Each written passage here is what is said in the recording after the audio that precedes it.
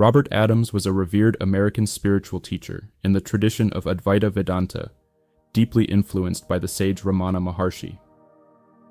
Though he wrote little, his profound wisdom, shared primarily through informal satsangs, continues to guide seekers worldwide.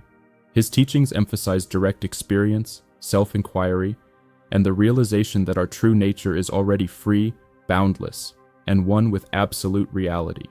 He offered a direct path, urging students to go beyond intellectual understanding to the silence and stillness where truth is revealed. Let us now explore some profound questions and the timeless answers he offered. How do I stop accumulating teachings and ideas and start truly progressing? If you're doing this correctly, you will not have time to read thousands of books. It is not that you shouldn't read other books, but if you truly desire to make rapid progress, you should follow one direction. Go one way. Reading many books can lead to finding many contradictions, causing confusion and even disgust. The worst thing you can do is search for enlightenment or liberation, for this keeps you back because it implies a self or an I that is searching. The whole idea is removal, not adding. You remove concepts, preconceived ideas, and thoughts. The mind tends to fill with preconceived ideas and feeds you wrong information. Stop listening to your mind and stop the thoughts. True spirituality involves unlearning everything you've learned and becoming no thing. Don't memorize scriptures. Dive deep within yourself. Empty your mind completely and totally. This is the entire purpose of spiritual life. Turn yourself upside down and empty yourself out, and then you will discover you are already free. Let go, do not add on. What is the ultimate goal of spiritual practice like meditation or self-inquiry? The ultimate goal of spiritual practice is to quiet your mind.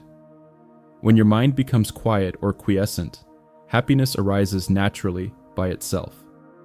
There are numerous methods to achieve this, and one of the most effective is self-inquiry, asking, "Who am I?" Asking, "Who am I?" or "To whom do these thoughts come?" is a direct path to silence because there is no answer the ego can give. This process causes the mind to turn inward, leading it to become weaker and eventually dissipate completely. Following the I thought to its source is considered the highest form of meditation. Similarly, meditating on I am, the first name of God, by inhaling I and exhaling am, is a very effective way to become quiet and peaceful, with wonderful results ensuing. The purpose of such practices is to bring you to silence in the correct way. Realization doesn't come through analyzing facts or sorting good from bad, but through simple silence and letting go. Practice self-inquiry without any motive. Simply do it and be still, and everything will unfold by itself. Why does it seem like I am struggling to attain self-realization if I am already that? You are already free, awakened, and liberated. Self-realization is not something you have to attain, as it is your natural state to begin with. There is nothing you must do to achieve it. When I use terms like wake up, it is merely using words. But in reality, there is no one who was asleep or who needs to be awakened. You simply become what you have always been. When you try to awaken or strive to become self-realized, you actually hinder yourself. This is because the trying comes from the mind and the ego, which believe there is a separate entity that needs to attain something. Your mind tells you that you have to practice something to get somewhere, even when you are already that. Stop trying to become something or looking for something to become self-realized. You cannot add anything to what you already are. You are already complete. The struggle arises from the belief that you are not already the self, and that there is something external to find or achieve. Just be the pure being that you are. How can I effectively deal with negative emotions like fear, anger, or frustration? Do not try to suppress or fight negative emotions. Instead, allow them to come. When fears arise, simply smile and sit still. When you cease fearing, bliss and happiness will naturally take its place. A powerful method is to inquire, to whom does this fear come? This fear comes to me. As you realize I am not me, you inquire further. then who am I? Keep still and everything will take care of itself. Another approach is to dive deep within yourself, going to the very center of the emotion. Sit still, observe the emotion, look at it, and go deeper into its core. When you reach the center, the emotion will completely disappear and never trouble you again. Realize that you are not the body, mind, or the ego that experiences these desires or needs. Stop wanting things, stop worrying about anything, and let go of fear mentally. Do not react to your feelings and emotions, simply observe them. Watching the emotion without reaction allows you to rise above it. How does asking "Who am I?" actually help to quiet the mind? Asking the question, "Who am I?" is a potent method to quiet the mind. When thoughts or emotions arise, you inquire, "To whom do these thoughts come?" They come to me. I think them. Then who am I? As you continue this practice, the thoughts will appear less and less frequently. The question itself is a means to follow the I thought back to its source. The key is that you do not answer the question intellectually. The lack of an answer leads you into silence, which is the true silence of reality. Ramana Maharshi's self-inquiry, "Who am I?" is like a policeman becoming a thief to catch a thief. The mind, by seeking its source, turns upon itself. This causes the mind to become progressively weaker until it completely dissolves. You can either think the question or verbalize it. The mind does not differentiate, and the effect is the same. Keep inquiring continuously throughout the day, no matter what you are doing. Eventually, something will shift, and you will begin to experience peace and fearlessness. You mention I am meditation. How exactly is this practiced? Meditating on I am is considered the highest form of meditation. This practice involves aligning your breath with the divine name. As you inhale, you silently repeat I, and as you exhale, you silently repeat am. Continue this practice, allowing your respiration to become quiet. By focusing on I am, you are meditating on the very first name of God. Practicing I am meditation leads you to become very quiet and peaceful, resulting in wonderful experiences. This practice is a direct way to experience silence. That silence is not mere absence of noise, but is synonymous with nirvana, emptiness, and reality. You become totally quiet, allowing the sense of your physical body to dissolve until only the awareness of I am remains. Your true nature is this I am, which is the consciousness, the absolute awareness of the universe. When you are in silence, you are in reality. You are consciousness.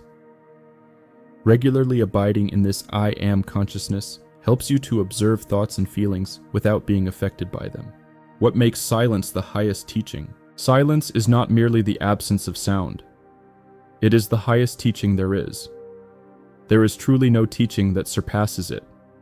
Silence is synonymous with Brahman, with grace, and with absolute reality itself.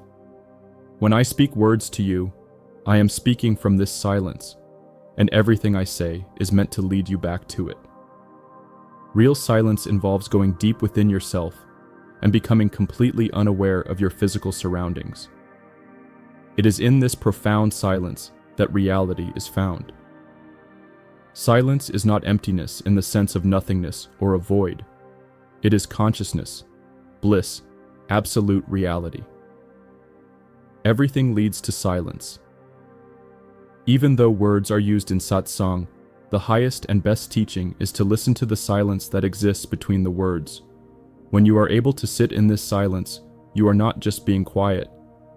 You are sitting in eternity, in absolute reality. Words are limited and spoil the truth, as they cannot express the infinite reality which is beyond words and thoughts. Silence is the fastest way to awaken. You say we should let go of everything. What does that truly mean in practice? Letting go means completely letting go mentally. You must release your ego, your ambitions, temper, emotions, your ideas of right and wrong, and even your concept of God. It means relinquishing everything that has been programmed into your mind since birth. This includes all your beliefs, concepts, and preconceived ideas. Letting go involves detaching yourself mentally from everything you do. You don't have to physically abandon your home, family, or job. Your body will continue its functions. The goal is to stop depending on any person, place, or thing for your sense of self-worth. Instead, you learn to rely on the invisible, the infinite. Letting go is the process of removing burdens from your consciousness, not adding anything to yourself.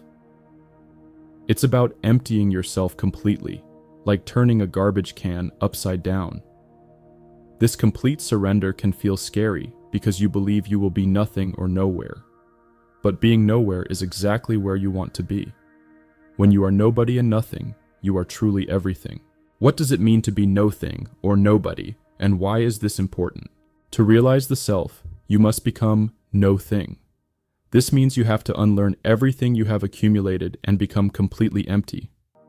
When you are no-thing, you are actually everything. You have to transcend your identity as somebody. Somebody can never be nothing, so you must become nobody to become a nothing. Your real self is not a something or a somebody. It is no thing at all. This nothing is not a void or emptiness in the negative sense. It is effortless pure awareness, absolute reality, Satchit Ananda, nirvana. This nothingness is ineffable, beyond any words, thoughts, or concepts the finite mind can grasp. It is what remains after you have successfully let go of all your concepts, beliefs, and the sense of being a separate person. You are that no thing. While it might seem counterintuitive or even frightening to become nobody or nothing, this is the path to realizing your vast, omnipresent nature as the source of everything. How does staying in the present moment help on the spiritual path? Always live in the moment. Never concern yourself with yesterday or tomorrow. Stay centered in the present moment. In that moment, you will find that all is well and everything is unfolding exactly as it should be. In that very instant, you are completely okay. The concept of past or future, of time itself, dissolves in ultimate reality. There is truly no time. There is only this instant. Everything that is happening is already happening right now, in this instant. In true reality, there isn't even a present moment. Everything is wiped out. You take up all space, absolutely, leaving no room for time or anything else. By focusing on the present moment and realizing that only this instant exists, you begin to dissolve the mental constructs of past and future, which are tied to the ego and the illusion of linear experience. Staying centered in the moment makes it easier to quiet the mind and detach from the endless stream of thoughts about what was or what might be. What is meant by neti-neti? Not this, not this. And how is it practiced? Neti-neti, meaning not this, is a practice of mind control and a path to realization. If you earnestly desire to awaken, you must deny the entire world. This means that everything you perceive through your senses and thoughts has to be denied. From the moment you wake up, you deny the thoughts that come to you, what your eyes see, what your ears hear, what your mouth tastes, what your nose smells. You tell yourself that these things have nothing to do with me, and I have nothing to do with them. This is a process of negation, where you systematically negate everything you perceive as existing. You can say to yourself, "It's not the sun, because that's a projection of my mind. It's not the moon. It's not my body. It's not my organs. It's not my husband or wife." You deny everything you can name. The purpose of this is that when you eventually tire of naming and denying everything, you naturally fall into silence. All four principles of practice, including this negation, ultimately lead to silence. Why is it detrimental to react to the world or other people? As long as you react to conditions in the world, you cannot attain freedom. Reacting keeps you bound to the cycle of life after life. When you react, it shows you are caught up in the illusory world of appearances, believing it to be real. You get caught up in judging things as good or bad, right or wrong, liked or hated, or feared. The only spiritual life you truly need is simply not to react. When you cease reacting to life's events and begin to surrender everything to the one self, the absolute reality, pure awareness takes over. This power that knows the way will function through you, doing everything you need to do, even better than you could do it yourself. And you will feel you are not the doer. You will be totally grounded in the self, and nothing that is said or done will faze you. Reacting is a sign of excitement about the world, trying to change bad into good, which is a mistake. By observing and not reacting, you rise higher in consciousness. What is the true purpose of attending satsang or being in the presence of a sage? When you come to satsang, you are coming to meet yourself, the self that you truly are, which is shining, bright, happy, and whole. Being in satsang is the essential thing, not the lectures, speeches, or preaching. It's about keeping still and remaining silent together. This is where profound inner changes happen. Being in the presence of a teacher who has transcended the mind can significantly help you transcend your own mind. While it is possible to go the whole way alone, it is very challenging, and few people have done it. Simply attending satsang, being in the presence, is sufficient to help you. Sitting with the sage tremendously magnifies the availability of the self. If you surrender to the self, surrender to the satsang. And let go of all your expectations, ideas, feelings, and motivations about satsang, coming with an open heart. You will begin to see deep changes happening within you. I myself am merely a looking glass so that you can see your own reflection. You mentioned divine ignorance.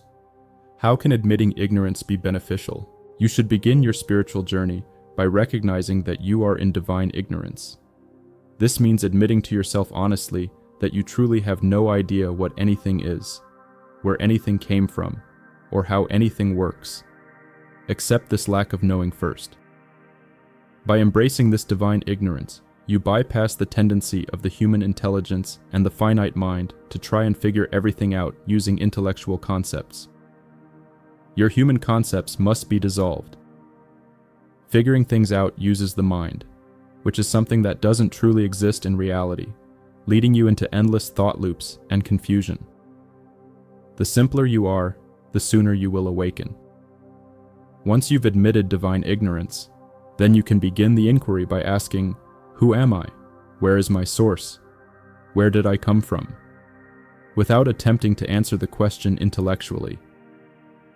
This pure questioning from a place of not knowing is far more effective than analyzing or intellectualizing. What actually happens to the mind when it disappears? When the mind completely disappears, that is what people refer to as self-realization. The goal is to annihilate the mind and the ego entirely to become totally free and liberated. The spiritual practices you undertake, such as self-inquiry, weaken the mind progressively until it is finally annihilated. As the mind becomes quieter and quieter, your happiness and peace expand. Eventually, the remaining mind is pulled completely into the spiritual heart center, where the I thought dissolves entirely, leading to freedom. When your mind is quiet, everything ceases.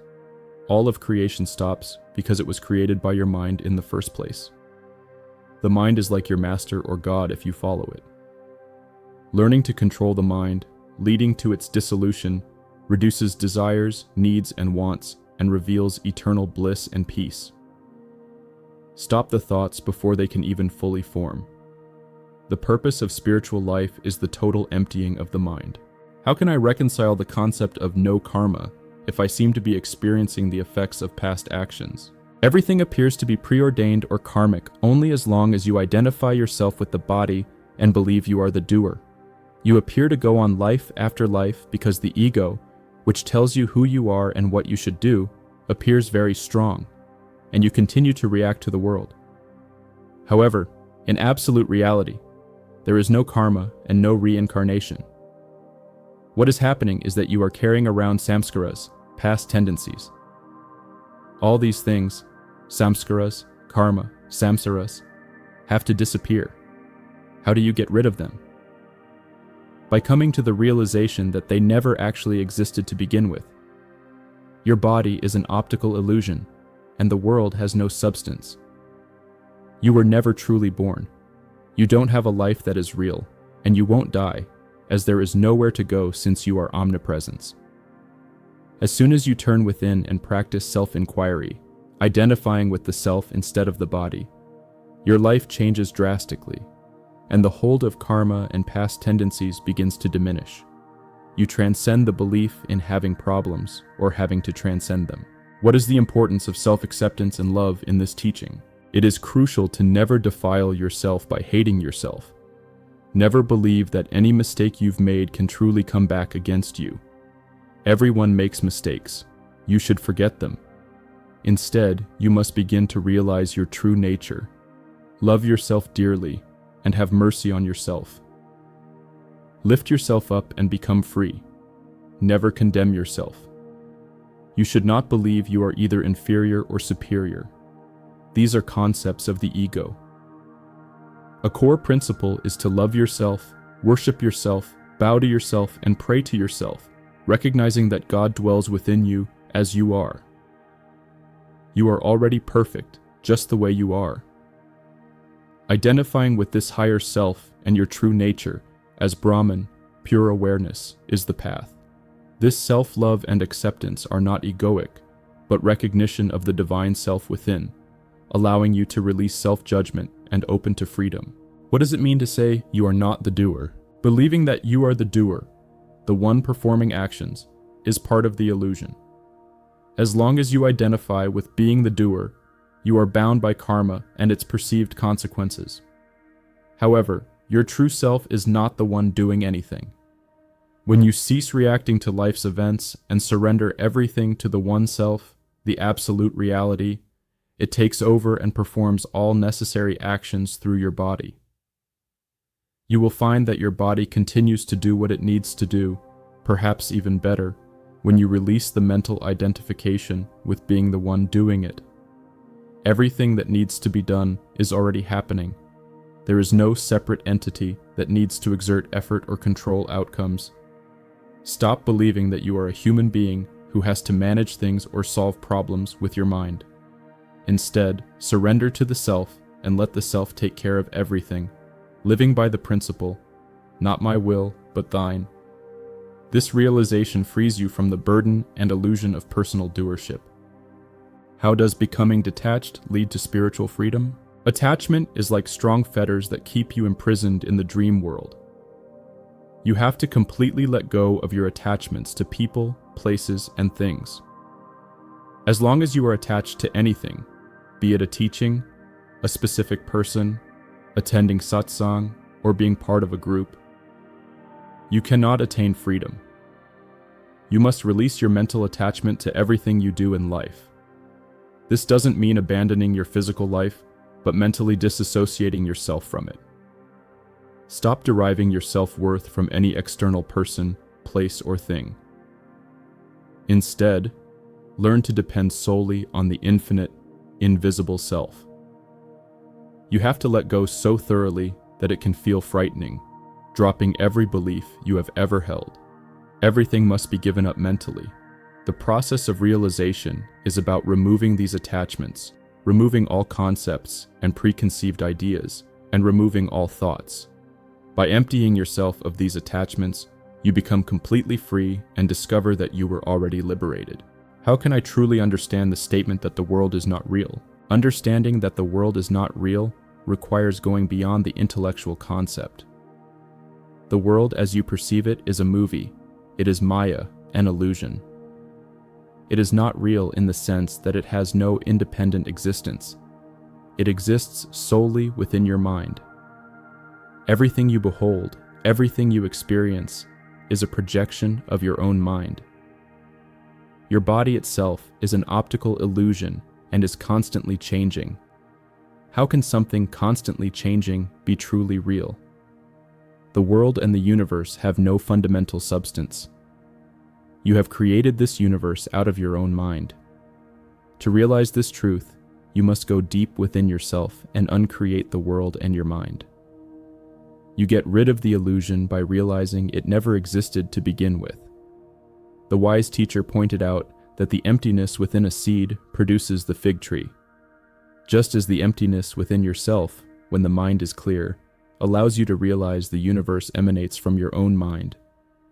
You deny the entire world, everything you see, hear, smell, taste, and think, recognizing these things have nothing to do with your true self.